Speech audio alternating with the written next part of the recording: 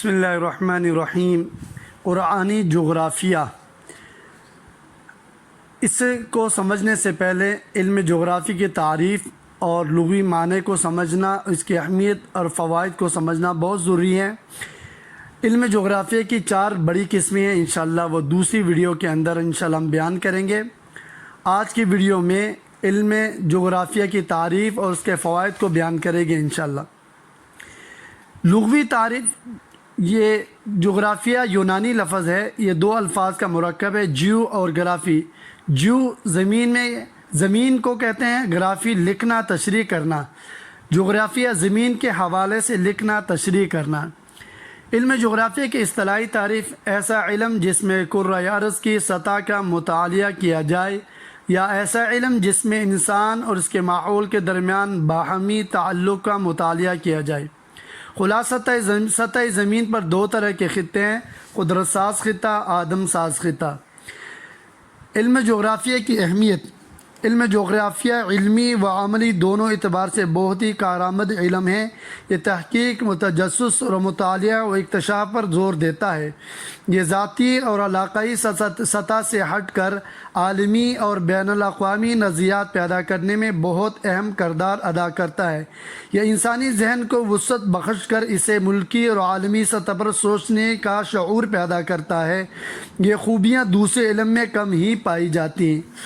علم جغرافیہ کے 5 بڑے فوائد ہیں: علمی فوائد، نظریاتی فوائد، صحافتی فوائد، مہماتی فوائد اور سیاحتی فوائد۔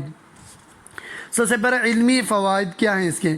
علم جغرافیہ دنیا کی بہت سی چیزوں کی حقیقت کو سمجھنے اور اچھی طرح جاننے میں بہت مدد دیتا ہے۔ مشاہدے کے ذریعے ذہن کو وسیع کرتا ہے، کائنات میں مختلف امور کی طبعی وجوہات کو سمجھنے میں مدد دیتا ہے، مختلف تاریخی و سیاسی واقعات کے حوالے سے فہم و فراست پیدا کرتا اور تجزیہ و تبصرے کے قابل بناتا ہے، انسانوں میں تحقیق و تجسس اور مہم جوئی کا شوق پیدا کرتا ہے۔ نظریاتی فوائد: علم جغرافیہ کی نظریاتی قدر و قیمت بہت زیادہ ہے۔ یعنی علم جغرافیہ کی نظریاتی قدر و قیمت بہت زیادہ ہے۔ یہ علم اپنے گھر، وطن، غیر ممالک اور دنیا کے متعلق انسانی جذبات کی تعمیر و تشکیل کرتا ہے۔ یہ طالب علم کے ذہن میں اپنے گھر اور اپنے وطن کے متعلق محبت اور ارادت کے جذبات پیدا کرتا ہے۔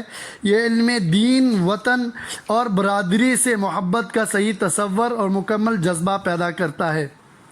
صحافتی فوائد: روزمرہ کی خبروں سے علم جغرافیہ کے بہت سا گہرا اور قریبی تعلق ہے۔ یہ امور رواں اور امور گزشتہ یعنی موجودہ حالات اور ماضی کی تاریخ کو سمجھنے میں مدد دیتا ہے۔ امور رواں سے مراد ایسے واقعات یا حالات ہیں جو دنیا میں ابھی وقوع پذیر ہوئے ہیں۔ امور گزشتہ واقعات میں جن کو وقوع پذیر ہوئے کافی عرصہ گزر چکا ہے، ٹھیک ہے۔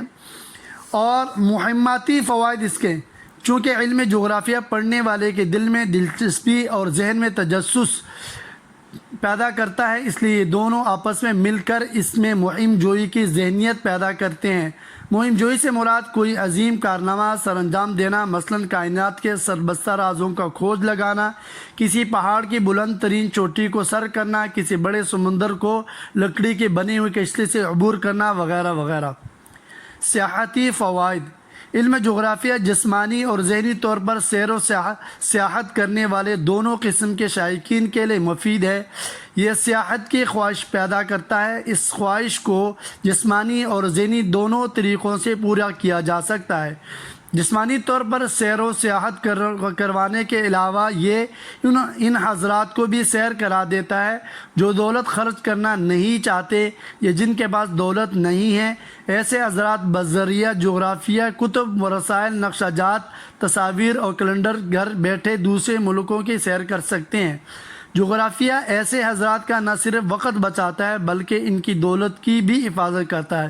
اس لحاظ سے جغرافیہ ایک سیاحتی رہنما، ٹورسٹ گائیڈ کے فرائض سر انجام دیتا ہے۔ دنیا میں اکثریت ایسے طلباء اور شائقین حضرات کی ہے جو دنیا کا سفر جغرافی کتب ہی کے ذریعے کرتے ہیں یا ویڈیو کے ذریعے۔ انشاءاللہ آئندہ ویڈیو کے اندر علم جغرافیہ کی جو بڑی 4 قسمیں ان کو بیان کیا جائے گا، اس میں قرآنی جغرافیہ کو بھی بیان کیا جائے گا۔ السلام علیکم ورحمۃ اللہ وبرکاتہ.